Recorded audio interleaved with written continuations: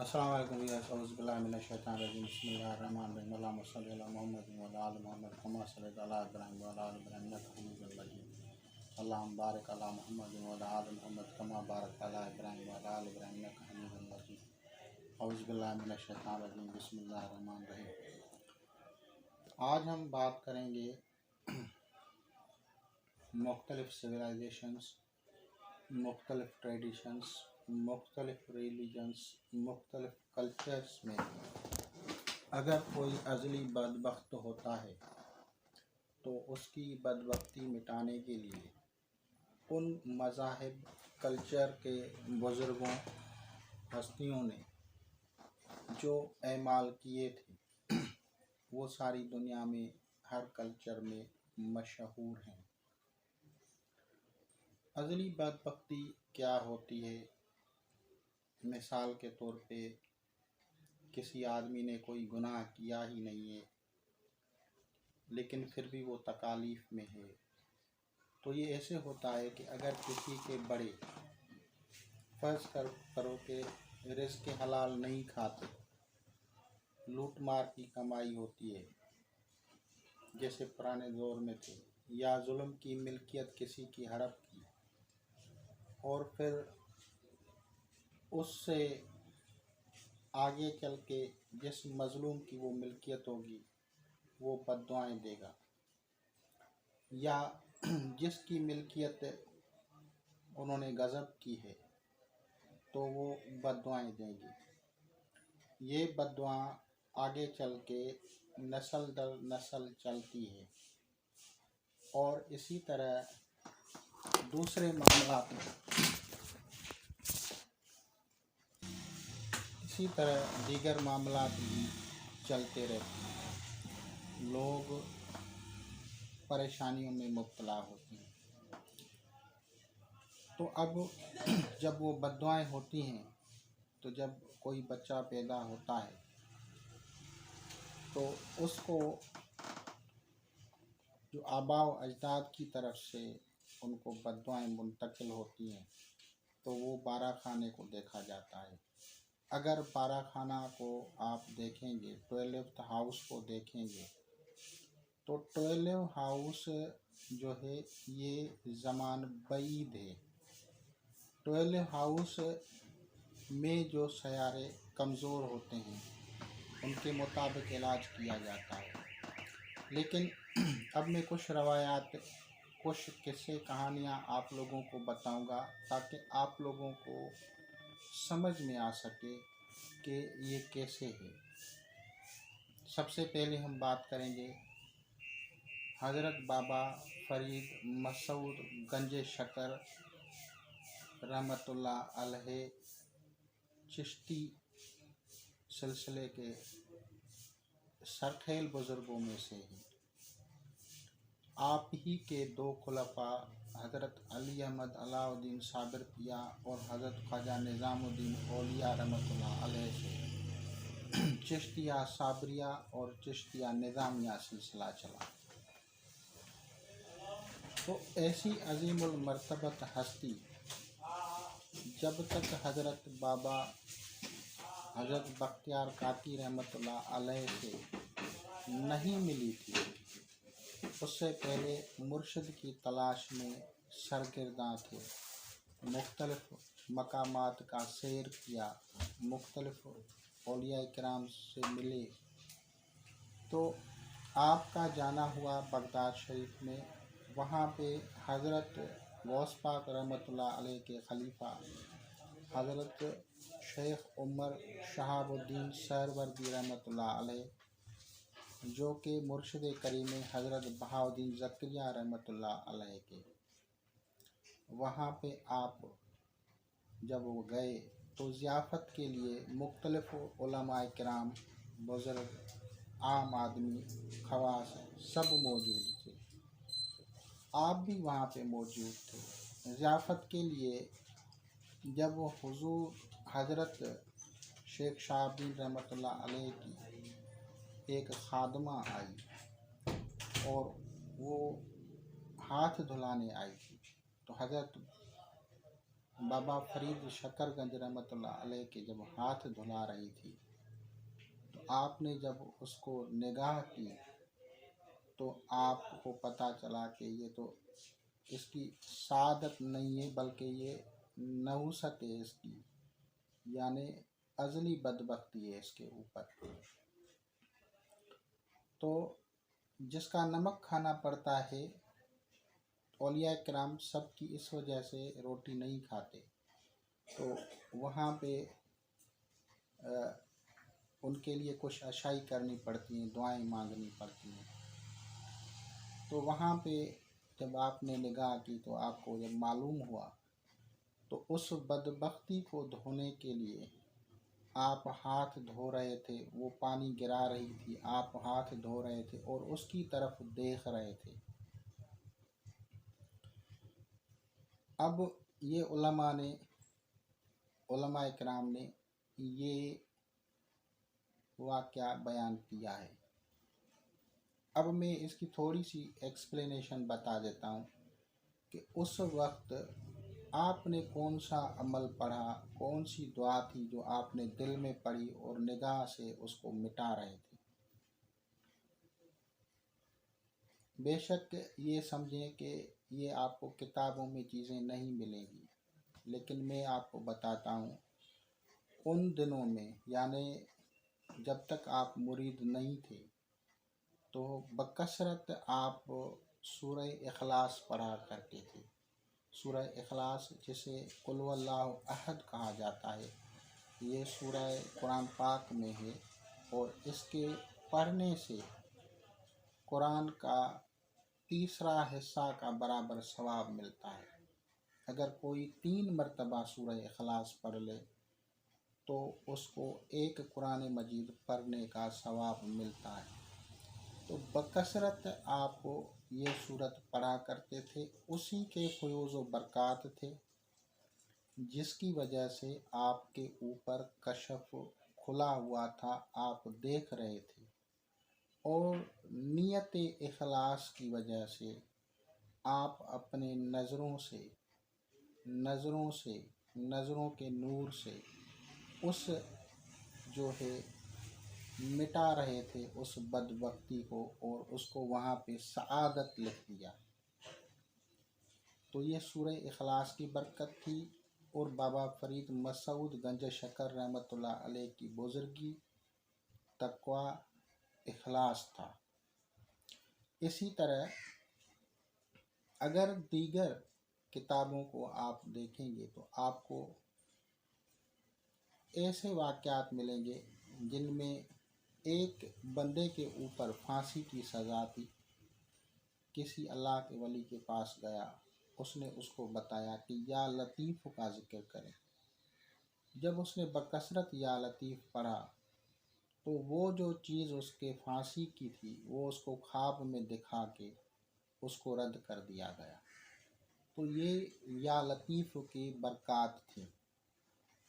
इसी तरह दीगर वाक़यात को अगर हम उठाएंगे तो हजूर गौसल आज़म गौसे समदानी कुतुब रब्बानी महबूब सुबानी कंदील नूरानी मुहिउद्दीन हज़रत शेख अब्दुल कादिर जिलानी बगदादी रहमतुल्लाह अलैह के पास किसी दूसरे का मुरीद आया था। वो अपने मुर्शिद के पास गया कि मैं बग़र्ज़ तिजारत जाना चाहता हूँ। तो उसके मुर्शिद ने कहा कि नहीं जाओ, आपके मुक़द्दर में जो है ये मसाइल हैं। तो फिर वो जब हजूर गौसल आज़म रहमतुल्लाह अलैह की बारगाह में पहुंचा तो हज़रत ने कहा आप जाएं। तो अब उसके लिए हज़रत गौसल आज़म गौसे समदानी कुतुब रब्बानी महबूब सुभानी कंदील नूरानी मुहिउद्दीन हज़रत अब्दुल कादिर जिलानी बगदादी रहमतुल्लाह अलैह ने दुआएं मांगी। कुतुब में लिखा है 70 मरतबा मांगे। अब 70 मरतबा मांगे या 7 मरतबा मांगे, लेकिन हज़रत ने आपके हक़ में दुआ मांगी। वो जो उसकी मुश्किलात थी वो उसको ख्वाब में दिखा के उसको ख़त्म किया गया और वो बंदा बखैर आफ़ियत अपने सफ़र से लौट आया। तहाइफ वगैरह हज़रत के पास लेके आया, हज़रत ने उनको दुआ दी। तो इस तरह की वाक़यात जो मुकद्दर में लिखे होते हैं उसको जब तब्दील किया जाता है तो उसके लिए इखलास चाहिए, अक्ल हलाल चाहिए, बंदा अच्छा हो, दुआ करने वाला, बिल्कुल दिल से दुआ करता हो, तो इस तरह से वो चीज़ें सही हो जाती हैं। लेकिन अगर कोई किसी को बद्दुआएं लगती हैं, हमारे कुछ मुशाहिदात हैं, एक बंदे को हज़रत सैयद अहमद शाह गाज़ी रहमतुल्लाह अलैह पीरा पुरानीपुर के, उनको बद्दुआ दी। अब तक उनके ख़ानदान में लूले लंगड़े पैदा हो रहे हैं, हालांकि उन्होंने दूसरी जगहों से शादियां भी की हैं, लेकिन वो बच्चे लंगड़े होते हैं, उनके घूमते हैं जैसे बोदकते हैं, इस तरह से बच्चे घूमते हैं उनके। तो इसी तरह से एक बहुत बड़ा ज़मींदार है, उनको किसी अल्लाह के फ़कीर ने बद्दुआ दी, तो वो जो है अब तक उनके गद्दी में जो भी पग पहनता है तो उसकी नज़र ख़त्म हो जाती है। तो ये बद्दुआएं जो बड़ों की तरफ से मुंतकिल होती हैं, ये उनको होता है और उनको फिर मिटाते हैं अल्लाह के वली, अल्लाह के फ़कीर, अल्लाह के बंदे, नेक इंसान, खैर ख्वाह, हमदर्द। अब आते हैं कि उनके मिटाने के तरीके मुख्तलिफ होते हैं। हर ट्रेडिशन, हर हर उसमें अलहदा से, मिसाल के तौर पे हिंदुज़म में जो है यज्ञ करते हैं। यज्ञ क्या होता है? एक आग का मच होता है और उसको जला के उसमें जो है 5-10 चीज़ें मशहूर जो हैं वो तो डालते ही हैं, कुछ और चीज़ें भी डालते हैं। चावल होते हैं, तिल होते हैं, काफूर होता है, इसके अलावा नारियल होता है, इसके अलावा सिंदूर होता है, इसके अलावा जो है इलायची होती है, कोई पान के पत्ते या दूसरी चीज़ें, कुछ इस तरह की चीज़ें भी होती हैं, और संदल की लकड़ी होती है और धूप वगैरह होते हैं।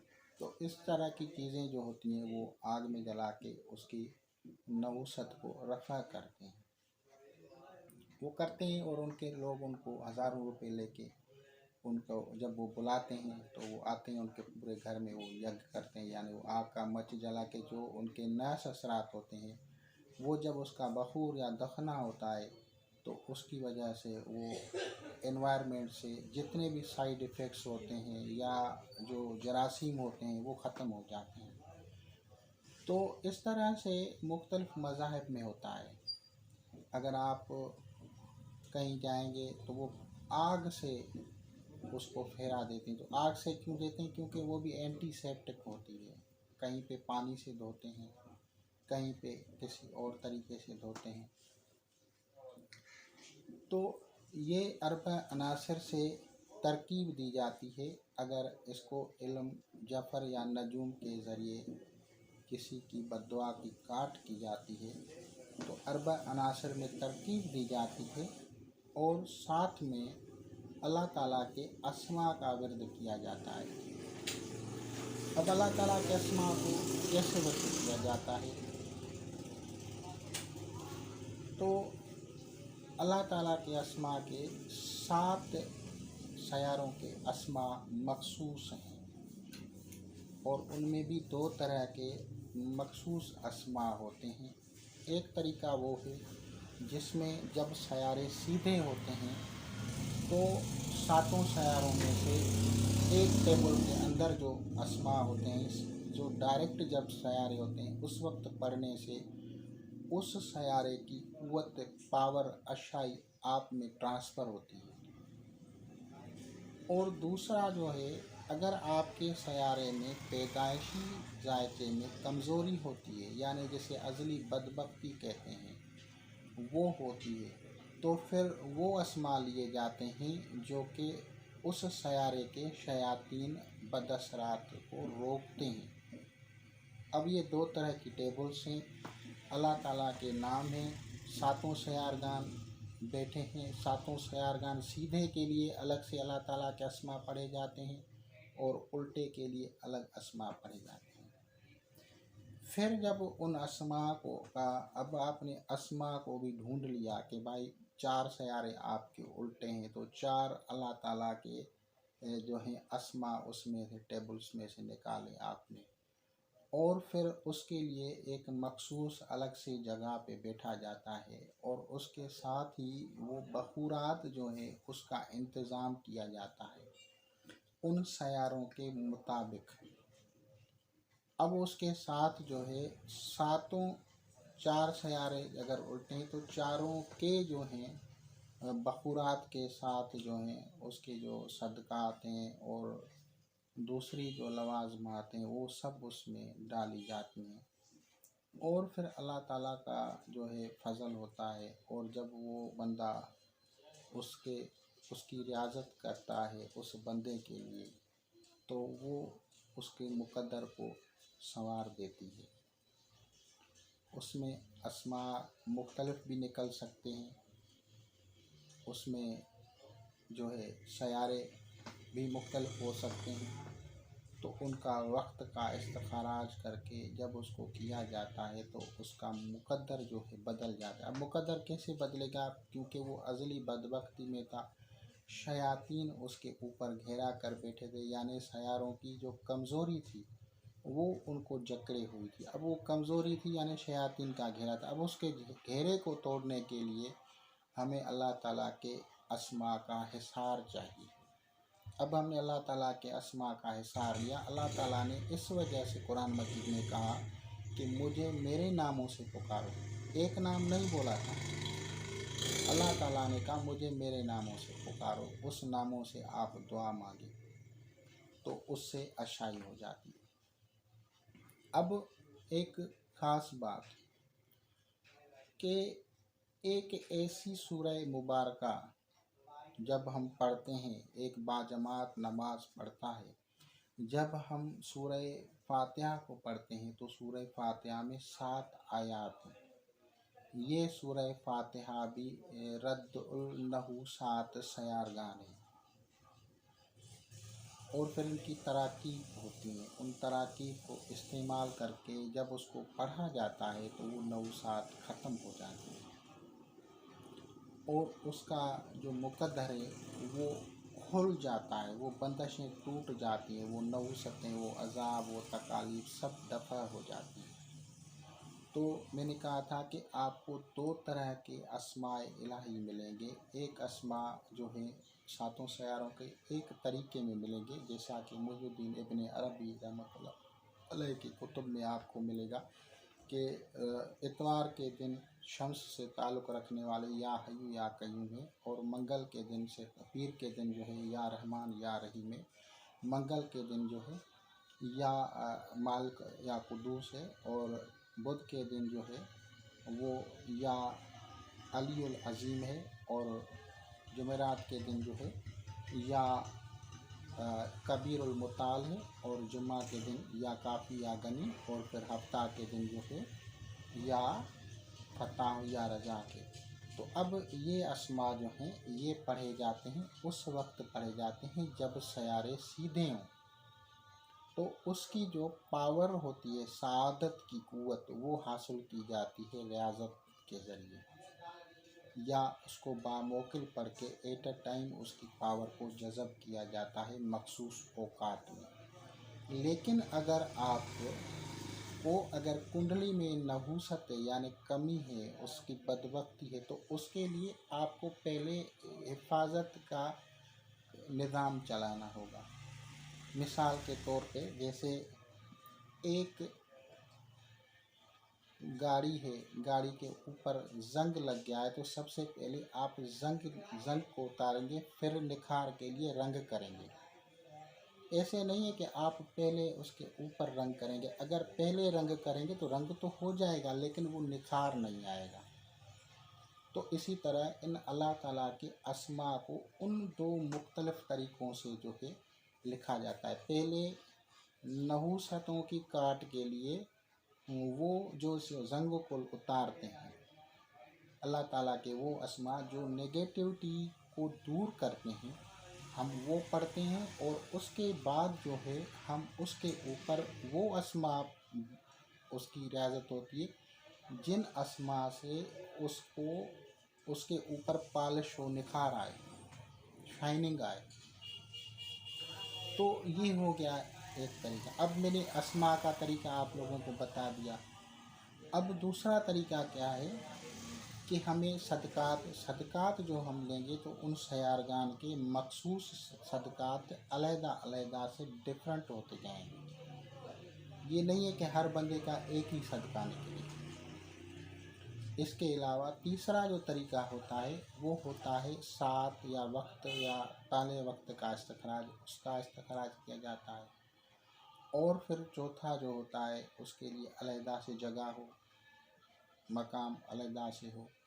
और फिर पांचवा जो है उसको जब रियाजत की जाती है बामौकिल तो वो सारी नेगेटिविटी रिमूव हो जाती है। ये तरीके क्योंकि आमूमी तौर पे लोगों को पता ही नहीं, लोगों पता नहीं कैसे गए। हमें जिसने बताया वो अल्लाह का बंदा, वो हमारा मुर्शिद है, उसने निगाह करम की और उसने दुआ दे दी। लेकिन जब लोग हमें बताते हैं जितनी मुशक्क़तें वो उठाते हैं तो हमें हैरत होती है। और दूसरी बात, कुछ हमारे दोस्त, जब मैं कहता हूँ भाई आपके कुछ कमेंट करते हैं या कुछ जो है व्हाट्सएप पे बातें करते हैं तो उनको चाहिए कि मेरा भी टाइम का ख्याल रखें। आप अपना नाम और सवाल, तारीख़ पैदाइश लिखा करें, ज़्यादा करने की ज़रूरत नहीं है। और अगर मैं जवाब दे दूं कि भाई आप जो है भाई राहु का जो है इलाज करें या ज़ोहल का, तो मेरी वो वीडियोस देख के वहाँ से सदकात वगैरह से इलाज करें। ये नहीं है कि आप कहें कि फिर मैं क्या करूं, जब मैंने वहाँ पे पहले ही सबके लिए बता दिया है तो इस तरह से करें। तो इस तरह से नेगेटिविटी जो होती है वो ख़त्म की जाती है। उस नेगेटिविटी के रिमूव होने के बाद आप लोग जो हैं वो आपकी ज़िंदगी जो है सुखी हो जाती है और उनमें अल्लाह ताला के नामों को लिया जाता है। और उसको जो रिमूव किया जाता है उसके लिए आतिश यानी मच का जो काम होता है, जैसे कलंदरी मच होता है, वो इस्तेमाल होता है। और दूसरा जो है बाद का मतलब है जब हम फूंक मारते हैं, दम करते हैं किसी के ऊपर, तो दूसरा तरीका ये हो गया। तीसरा वाटर यानी गुस्ल, या जैसे हजरत साहब हाथ धो रहे थे तो वो पानी का इस्तेमाल कर रहे थे उससे, और सूरह इखलास पढ़ रहे थे।